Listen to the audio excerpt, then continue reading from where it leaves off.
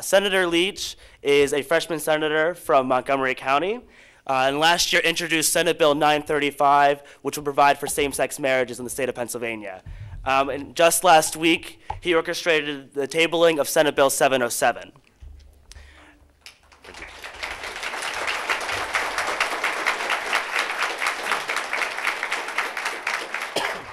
We also have Maggie Gallagher here, who is the president of the National Organization for Marriage. And we appreciate both of them for being here.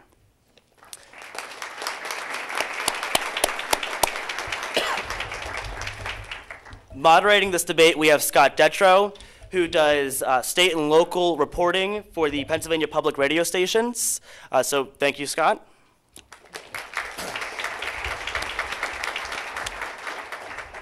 And without further ado, I'd like to turn it over to Scott. All right, well, thanks a lot. We're going to start out with opening statements, 3 minutes each. And Senator Leach, you're first. Thank you, Scott, and thank you all for coming tonight. I'd first like to thank Maggie. She's traveled a great distance, much farther than I have to be here tonight, and we're very grateful for her participation. I guess I'll start out by saying that the family, in my view, is the cornerstone of society, and marriage is the linchpin of the family. We in society offer all kinds of rights, benefits, and protections to encourage people to marry. We do this because, as Maggie has written so eloquently, marriage is good for society. It's good for the couple involved. It's good for the community they serve. It's good for the children that they raise. In fact, Maggie wrote a book called The Case for Marriage: Why Married People Are Happier, Healthier, and Better Off Financially. And I agree with that.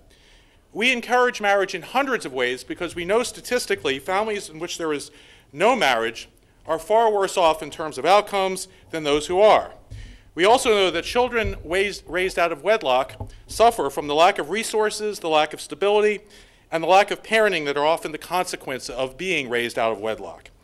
Yet there is an entire class of people in Pennsylvania and in much of the nation that can never marry at all. Gay people in America are never allowed to marry except in a few isolated areas. Now, in everything from survivor benefits to standing in custody trials to veterans benefits to being on their partner's health insurance to forcing children to being raised by gay people, again, to be raised out of wedlock, to denying them the expectation of permanency, which keeps so many relationships together, so many married relationships together, our current policy does all it can to make the lives of gay families as difficult and unsupportable as possible. It would seem that there must be some truly compelling reason that we do this, that we pursue what I view to be a very harsh and inhumane policy. There must be some compelling thing, there must be some really bad thing that will happen that we would notice, that we would see if we allow gay couples to marry. But what I think I'm going to be able to establish tonight is that there is no such awful thing that will happen. Gay marriage, same-sex marriage, is good for gay couples. I don't think anyone's ever disagreed with that. I've never heard anyone argue that that's not true. And so what does it do with straight couples? And I think what the evidence will show is that it does absolutely nothing to straight couples. And so the question then becomes, why are we continuing to perpetuate this policy? The most that this does bad is it makes people who disapprove of same-sex marriage dissatisfied. And sometimes they express that dissatisfaction. But that's not a reason to deny people civil rights. Because every battle about civil rights, every civil rights battle we've had, whether it's been the right to vote for women, the right of African Americans to live in the same neighborhoods and drink out of the same water fountains, the right of African American and white people to marry each other. They've all been a battle. There's always been people who's been dissatisfied.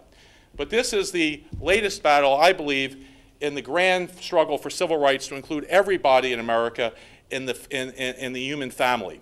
And I'm hoping tonight that we can flesh out why that's so important. Thank you.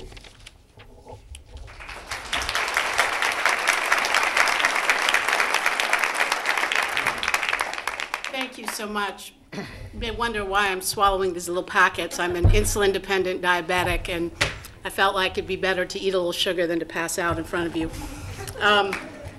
I believe in marriage equality, too. I just don't believe, with the majority of American people, that same-sex unions are marriages. Why do people care about this issue? or let me just try to share with you what I think the majority of your friends and neighbors and fellow citizens here in Pennsylvania and throughout most of the places in America are concerned about.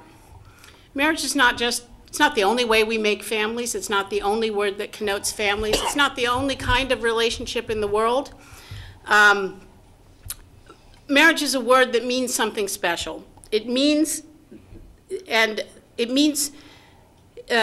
unions of husbands and wife deserve this unique status in law and culture and society because these are unions that do something unique that no other unions can. These are the only kinds of unions that can both make new life and connect those children in love to their mother and father. Opposite sex unions are unique on the positive side. They do something that no other kind of union can do. But they're also unique on the negative side, frankly. Marriage is in trouble in this country. It's not, gay people didn't cause this problem, they can't cure it. But it's in trouble precisely over the question of how committed we as adults are to the idea that children need a mother and father, that, that marriage really matters because it expresses and incarnates, it realizes this ideal for children. And same-sex marriage represents an attempt to use the law to address a new and quite different problem, which is how do we demonstrate respect to our friends and neighbors who are gay. But it's the wrong means, and it cannot be done. You cannot simply open marriage to same-sex couples.